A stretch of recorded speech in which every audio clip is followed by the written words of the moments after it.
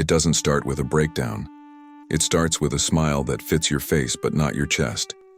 You laugh at the right moments, not on cue. Answer, "I'm good," like a password you learned years ago. Inside, something keeps tightening, like a hand closing slowly around a glass heart. You become fluent in weather updates and work talk, anything that keeps the room from noticing the storm inside you. You master the art of staying fine because falling apart has never felt safe. But tonight the mirror won't cooperate. The eyes don't match the mouth. And a small voice you've ignored for years asks a rude, honest question.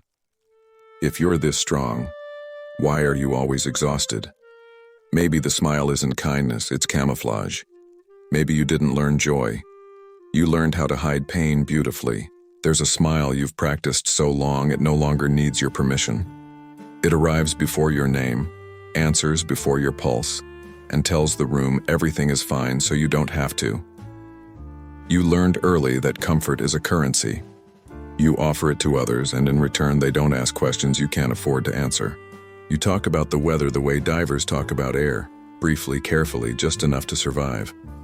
On calls, your voice is even, your timing perfect, your laughter calibrated like a seatbelt click. You're reliable, grounded, such a rock. But rocks don't breathe. And this is the quiet math that wears you down. For every ounce of reassurance you give, you lose a little proof that someone could hold you too. Sometimes the mask is kindness, sometimes it's debt. It protects you from pity and chaos and the awkwardness of receiving care you don't trust. It also starves you of softness, of mess, of the simple luxury of being unprepared in front of people who won't run. You notice it most at night, how your jaw remembers a joke no one told, how your chest holds a meeting you weren't invited to, how the mirror shows you a person who looks rested but lives like a hallway light, always on, never home. This is not attention-seeking, it is safety-seeking. When the world rewards clean edges and quick answers, your nervous system learns a shortcut. Smile first, breathe later. But later never arrives if you keep getting praised for disappearing. So name it. Camouflaged despair. The ache that passes every social test while failing the one that matters. Are you with yourself while you with everyone else? Have you ever felt this but never said it out loud? If that line lands, it's not because you're weak. It's because you're tired of being applauded for how quietly you carry weight. And somewhere beneath the choreography of being fine, a truer rhythm waits. The one that doesn't perform. The one that asks for a chair when your spine starts negotiating with gravity. Maybe tonight you try a smaller smile, the kind that doesn't cost you oxygen. Maybe you let a sentence end without rescuing the room. Maybe your strength is not the mask you wear, but the hand that reaches under it. It rarely begins with malice. More often it begins with roles. At home you learned the weather before the forecast, the tone of footsteps, the shape of silence, the way a door could close like a sentence with no verbs. Maybe you became the peacemaker, the child who made someone laugh before they yelled. Maybe you became the achiever, the report card that kept the house from falling apart, or the translator, the one who read adults like manuals and rewrote them into safety. In school you learned punctual panic, to raise your hand only when the answer was certain, to swallow questions that tasted like trouble. You discovered how approval feels almost like warmth, and almost is sometimes enough. At church, at family gatherings, at neighborhood barbecues, you offered your best angles and learned a soft truth. Belonging is negotiable. Composure is the fee. Later, the culture finished the lesson. Open-plan offices where performance wears headphones and care takes lunch alone. Group chats where "how are you" means type something light. Social feeds that reward smiles with algorithms and quiet with disappearance. Here's the syllabus you didn't choose. Be pleasant, be useful, be low maintenance. If you must bleed, do it off screen. And yet, no villain to blame. Only 1,000 micro moments in which your body kept you safe by making you smaller. Jung called it the persona, the mask society asks for and your psyche crafts to survive. Useful? Yes, but every mask, if worn too long, forgets the face it promised to protect. So the smile was born as a shelter. It worked. It still works. It got you through dinners, deadlines, December. But shelters become prisons when the storm passes and you're still inside. Picture a typical US evening. The commute is over. The apartment is quiet. The screen lights your face. A friend asks, "All good?" Your thumb selects the blue heart because the truth would take 3 paragraphs and you haven't eaten yet. You tell yourself you'll explain later. Later is a city that never returns your calls. This is not your fault. It is your history doing its job. The question now is gentler and harder. Does this history still deserve the authority you give it? If the answer trembles, that's all right. Origins are not verdicts, they are coordinates useful for finding where you are, not for deciding where you must remain. Your body didn't choose the mask to be dramatic. It chose it to be alive. When approval and safety got wired together, the nervous system started solving for the same equation every day. Be acceptable, stay safe. That's hypervigilance in plain clothes. Your attention scans rooms the way weather radars scan skies. Micro shifts in tone, a delayed reply, a manager's sigh. Each becomes a forecast you try to outthink. Kahneman would call it System 1 on overdrive. Fast, automatic, protective. It guesses before it knows, fills gaps with caution, translates neutral faces into potential storms.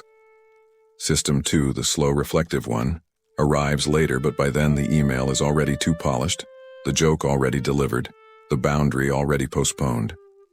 Your speed kept you safe. Your slowness never got a turn at the mic. Underneath, attachment scripts run quietly. If I'm easy, I'm loved. If I'm useful, I'm allowed to stay. If I'm honest, I might be alone. None of this is weakness, it's learning. You learned people so people wouldn't have to learn your pain. Jung called the social mask the persona, a necessary interface with the world. It's not the enemy, it's a tool. But tools become tyrants when we forget to put them down. Wear the persona too long and it doesn't just hide the wound. It hides the signal that the wound needs air. Suppression feels efficient, like closing background apps to save battery. Except feelings don't close, they queue. Numb is not empty. Numb is full with the volume turned down. So you function. You excel. You accumulate praise like sandbags against a flood you never let yourself name. Consider an ordinary US workday. Back-to-back calls, camera on, eyebrows at engaged, voice at measured. You mute to swallow a feeling and unmute to deliver a solution. Someone says, "You're such a rock." You smile. System 1 logs the reward. The mask earns another hour. Here's the compassionate trouble with camouflage. It works. It saves you in the moment and bills you at night. Sleep becomes negotiation. Joy feels like a language you can read but not speak. Ask yourself gently, does that sound like you? If it does, the point isn't guilt, it's precision. Because once you can name the system, you can interrupt it. A pause before the practiced, "I'm good." A breath before the automatic yes. A slower reply that lets System 2 arrive with a chair and some light. You are not broken for choosing safety. You're simply overdue for a new agreement. Safety that includes you. By day, the mask is a colleague that gets results. By night, it is a tenant that doesn't pay rent. You notice odd negotiations with yourself. You promise a quiet evening and then volunteer for one more task. You want to tell the truth and then round your edges until they fit the room. It isn't dishonesty. It's a survival accent, softening syllables so no one flinches when you speak. There's a cost to being the steady one. When people trust you to always be okay, they stop checking if you are. When you do collapse, they call it out of character, as if your character were designed to deny gravity. You might answer, "I'm good," faster than your body can vote. You might apologize when someone bumps into you. You might laugh at jokes that graze your bruise. You might over-explain simple boundaries until they sound like favors. You might offer help from an empty cup and call the dizziness purpose. You might feel safest in conversations where you ask all the questions. You might mistake exhaustion for evidence that you're doing life right. A very American evening. The office is a screen now. The commute is 10 steps. You close one tab, open 3. You microwave dinner and reheat your voice for a late meeting. Someone says, "You're a lifesaver." You smile and save nobody, least of all yourself. Later, a friend texts, "How's your heart?" You reply with a meme. The room laughs, your chest doesn't. This is the resistance, your mind arguing that nothing is wrong because everything still works. But working is not the same as living. Function is not the same as belonging. A calendar full of yeses can still feel like a house where you are only ever a guest. What if you tested one thread? Not a dramatic reveal, just a smaller, truer sentence. When someone asks, all good? Try. Mostly okay, tired though. Watch whether the world ends. It won't. What ends is the private rule that said you had to be invincible to be included. Tell me if this line feels too familiar. People love me most for the parts of me that hurt me the most. Under the costume, your skin still breathes. Under the perfect answer, a real one waits. Begin with a sentence that lets oxygen in. Begin with a pause that belongs to you. There's a morning when the mask forgets its lines. You aim the practice smile at the mirror and nothing clicks. No muscle memory, no polite magic, just a face that looks like yours, asking for a witness. You try the old scripts. I'm fine. I'm strong. I'm built for this. They land like keys on the wrong door. Something inside you declines the performance with a tenderness that surprises you. Here is the first truth bomb. Strength without self-connection is just endurance. You've been surviving with elegance, you haven't been living with yourself. The second arrives slower, but it lands deeper. Being easy to love is not the same as being truly known. You were trained to be chosen, not to be seen, to be applauded, not to be held. No wonder the clapping never sounds like comfort. Notice what doesn't happen as this truth settles. The room doesn't turn on you. The sky doesn't file a complaint. Your life doesn't crumble for admitting you're human. Only a private mythology ends, the one where invisibility equals safety. A small experiment forms in the quiet. What if your first loyalty is to the part of you that feels, not to the outcome, not to the optics, not to the version of you that wins performance reviews, to the pulse that keeps asking for a slower, truer sentence? You try it once, on a safe friend, in a simple way. I'm mostly okay, but I've been carrying more than I say. They don't fix you. They don't flee. They nod like someone who has been practicing honesty in their own bathroom. And in that nod is a door. Consider this softly. Perhaps the life you want cannot be built with the habits that kept you safe. Safety was a brilliant plan for yesterday. Today is interviewing you for a different job. If this kind of calm honesty feels rare, stay close. This space is made for you. Not because you must become someone new, but because you finally get to meet the person who's been waiting under the applause. One more breath. One more small refusal to abandon yourself. Then step, no sprint, no spectacle, into a day where your face and your voice belong to the same person. Healing doesn't begin with a speech. It begins with a sentence that tells the truth without burning the room. You don't have to demolish the mask, you only have to loosen its strap. Start small. Start where your nervous system can say yes. Here are 3 gentle tools, not to fix you, but to help your face learn the language your heart already speaks. Tool number 1, the boundary rehearsal. Write it plain. I can't do that today. Add a short, honest reason if needed. Say it slow. Read it once aloud. Notice where your breath holds. Repeat until it doesn't. Deliver it early. Send the boundary before resentment grows teeth. Tool number 2, the 90-second feeling window. Name it: sad, tight, angry, hollow. Simple words, no essays. Locate it: chest, throat, jaw. Put a palm there.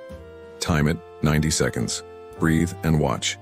No stories, just sensation. Tool number 3, the one-word check-in. When asked, how are you? Share one word, e.g., drained, tender, steady. If safe, add one line. I'm taking it slow today. Receive. Let silence keep the moment open. You're not rebuilding yourself, you're re-entering. One boundary, one breath, one word at a time. It doesn't end with a grand reveal. It ends with a smaller sound, the click of a lock from the inside. You choose a chair, you choose a breath, you choose a sentence that doesn't abandon you. Tonight, the mirror cooperates. The eyes and the mouth sign a truce. No performance, just presence. Like meeting an old friend who never stopped waiting at your front door. You were never faking joy, you were protecting tenderness. And tenderness is not a weakness to outgrow. It is a language you are finally fluent in. So let the world keep its applause if it needs to. You have a quieter metric now. Rooms where your nervous system relaxes. Faces that don't require costume changes. Days that don't need you to trade truth for harmony. Strength is not how well you hide. Strength is how gently you stay. What is one sentence I can say this week that tells the truth without burning the room? If this helped you breathe easier, you know what to do.